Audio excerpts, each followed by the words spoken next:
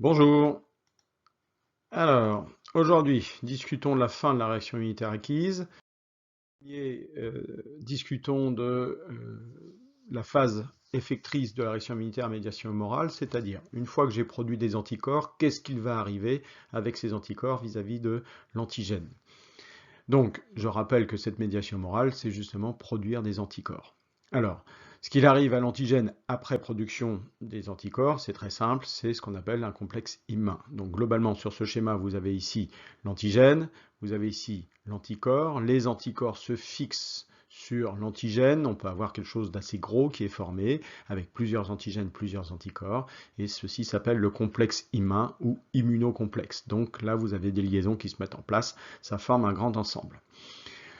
Ce qui va pouvoir arriver à cet immun complexe, il peut y arriver plusieurs choses, mais notamment vous avez l'action de ce qu'on appelle le complément.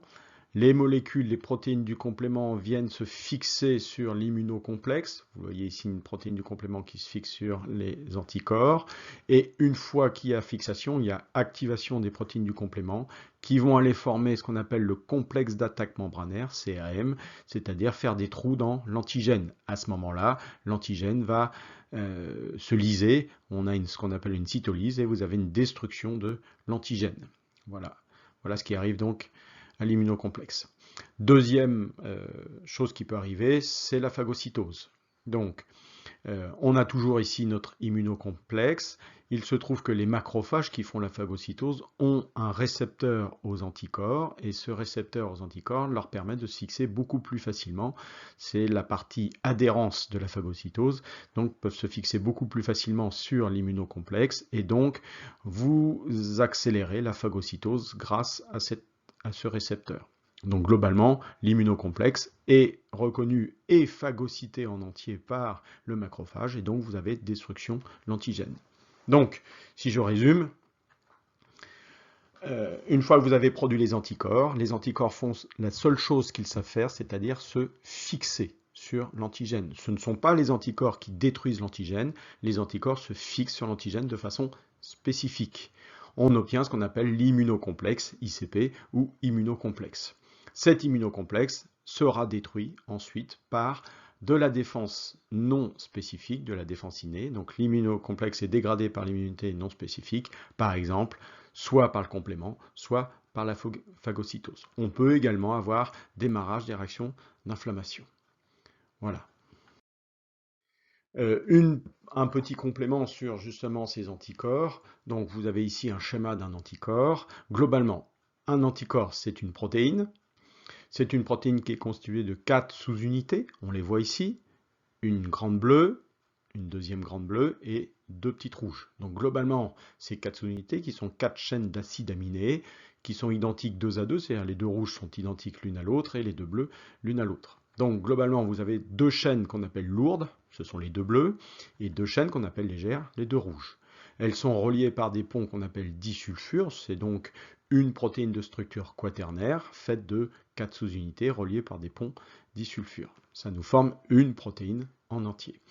Sur cette protéine, sur cet anticorps, on a deux sites de fixation de l'antigène qui sont là, ici et ici. C'est ici que l'anticorps va pouvoir se fixer sur l'antigène. On voit donc un anticorps de ce type-là peut se fixer à deux antigènes, forcément identiques. Je vous rappelle que cette partie-là est spécifique d'un seul antigène. Et il ne faut pas oublier que dans cette partie-là, vous avez ce qu'on appelle une partie constante qui va permettre de faire les fonctions biologiques de l'anticorps, comme par exemple se fixer sur un phagocyte comme un macrophage, le récepteur du macrophage reconnaît cette partie-là, ou c'est ici que le complément peut se fixer. On appelle ça les fonctions biologiques de l'anticorps. Donc, deux sites de fixation à l'antigène et une partie qui lui permet de remplir d'autres fonctions. Voilà pour l'anticorps. En réel, ça ressemble beaucoup plus à ça. Donc ici, vous avez une structure bien sûr tridimensionnelle. On retrouve ici les deux chaînes lourdes, comme ceci, et les deux chaînes légères qui sont ici en bleu ciel et jaune, et bleu foncé et jaune, avec forcément ici, vous avez la partie où il y a reconnaissance et fixation avec l'antigène. Voilà. Donc globalement, un anticorps ressemble à un tout petit Y, mais c'est une protéine globulaire, donc elle a une forme sphérique. Voilà pour ces anticorps. Si nous passons maintenant à la réaction immunitaire à médiation cellulaire. La médiation cellulaire, c'est produire des lymphocytes T cytotoxiques. Donc la médiation humorale, produire des anticorps. La médiation cellulaire, produire des LTC, lymphocytes T cytotoxiques. Alors, on retrouve des choses qui sont strictement communes avec la médiation humorale. Bien sûr, il faut un antigène, donc ce n'est pas forcément les mêmes types d'antigènes. Donc ici, vous auriez par exemple un virus, avec sur la partie de cet antigène les toutes petites parties qu'on appelle des épitopes qui sont reconnues. D'accord ? Ce qui va arriver à cet antigène, pour démarrer, c'est une phagocytose. Donc ici, vous avez un macrophage qui phagocyte l'antigène, le détruit, puis ensuite va faire ce qu'on appelle la présentation de l'antigène, c'est ce que vous avez ici dans ce schéma. Le macrophage après phagocytose présente les antigènes aux lymphocytes T. Cette présentation se fait grâce aux molécules du CMH qui sont en surface du macrophage, associées à une partie de l'antigène, ici la petite boule, l'épitope qu'on avait en surface. Donc cette présentation se fait à la fois aux lymphocytes T4, les T-helpers, et à la fois aux lymphocytes T8, qui deviendront les lymphocytes T cytotoxiques. La conséquence de cette présentation de l'antigène par le macrophage au lymphocyte T, c'est que vous allez avoir maintenant un lymphocyte T8 qui est préactivé, qui a reconnu, il a le récepteur spécifique à cet antigène-là et au CMH, donc maintenant il est préactivé. Le lymphocyte T4 lui-même devient activé. Un lymphocyte T4 devient un lymphocyte T-helper, ici c'est marqué T1, c'est en français T auxiliaire, mais lymphocyte T-helper va se mettre alors à produire des interleukines, des molécules informatives, qui vont aller maintenant activer ce lymphocyte T8.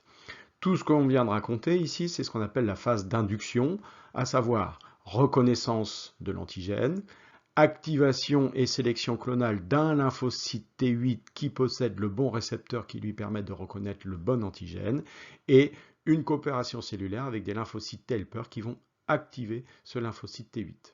Maintenant que tout ça c'est fini, c'est la phase d'induction qui est terminée, vous avez un T8 qui est activé, qui va rentrer en phase de multiplication et de différenciation cellulaire. Donc le LT8 se multiplie en grande quantité, ce sont des mitoses, et ensuite va se différencier en lymphocytes T cytotoxiques, c'est-à-dire qu'il va acquérir la capacité maintenant de tuer d'autres cellules, des cellules cibles. Il va acquérir notamment la capacité de produire de la perforine, qui est une molécule qui lui permet justement cette cytolyse. Donc, phase d'amplification et de différenciation, le LT8 se multiplie et devient un lymphocyte T cytotoxique actif. Phase effectrice, c'est-à-dire là où le lymphocyte T va pouvoir agir. C'est très simple, ce lymphocyte T cytotoxique reconnaît l'antigène présenté par une cellule cible. C'est la cellule, en surface, vous retrouvez le même antigène qu'a démarré la réponse, bien sûr, c'est une réponse spécifique. Donc, la cellule cible présente l'antigène grâce à son CMH, le lymphocyte T cytotoxique le reconnaît et à partir de là va libérer sa perforine qui fait des trous dans la cellule cible et la cellule cible éclate. Vous avez une cytolyse, dégradation et éclatement de la cellule cible. Voilà, c'est ce qu'on appelle la phase effectrice. Donc, on a reconnaissance de l'antigène, activation de la cellule, activation par un lymphocyte helper, la cellule LT8 se multiplie, se différencie un lymphocyte T cytotoxique et ce lymphocyte T cytotoxique est capable d'aller détruire les cellules cibles. Voilà pour la médiation cellulaire. On retrouve des choses dont on a déjà discuté par rapport à la médiation humorale. Les étapes sont les mêmes globalement, c'est-à-dire il faut une reconnaissance de l'antigène, ça se passe par des présentations par des cellules présentant l'antigène des macrophages. Il faut une activation du bon lymphocyte T cytotoxique qui a déjà le bon récepteur pour reconnaître cet antigène. Et il nous faut bien sûr des lymphocytes T helper qui vont venir activer ce lymphocyte T cytotoxique et vous aurez multiplication, différenciation. Donc reconnaissance, activation, multiplication, différenciation et enfin ce qu'on appelle la phase effectrice, l'attaque de la cellule cible par le lymphocyte T cytotoxique. sont les mêmes que pour la médiation humorale, à part bien sûr anticorps. Dans la médiation cellulaire, on ne produit pas des anticorps mais des lymphocytes T cytotoxiques.